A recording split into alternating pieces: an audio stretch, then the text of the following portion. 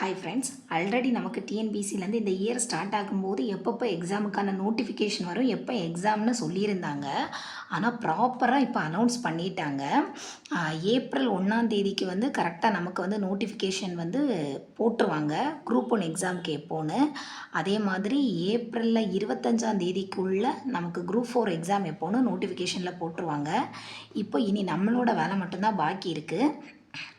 April 1ஆம் தேதி notification வந்த பிறகு படிக்கலாம் நிறைய பேர் வெயிட் பண்ணிகிட்ருப்பீங்க.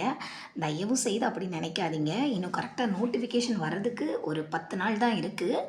அதனால் இருக்கிற டைமை வேஸ்ட் பண்ணாமல் ஒழுங்காக படிக்க ஆரம்பிங்க. ஏன்னா அடுத்த வருஷம் எலெக்ஷன் இருக்குது. அதனால் கண்டிப்பாக எக்ஸாம் நடக்கும்னு சொல்லவே முடியாது. அதுக்கு அடுத்த வருஷம் சிலபஸ் மாறலாம், ஆட்சி மாறலாம், என்ன வேணால் நடக்கலாம்.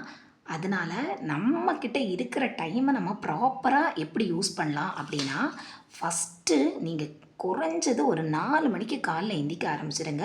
10:30க்குள்ளே தூங்க ஆரம்பிச்சிருங்க.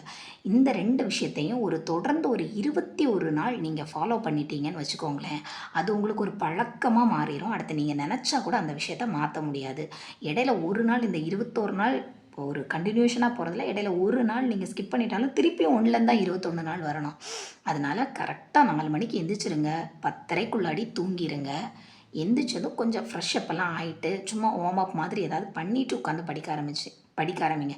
எந்திரிச்ச உடனே அப்படியே மூஞ்சி கூட கழுவாமல் எடுத்து புக்கை திறக்காதீங்க. உங்களுக்கு கொஞ்ச நேரத்தில் அப்படியே தூக்கம் வர ஆரம்பிச்சிடும்.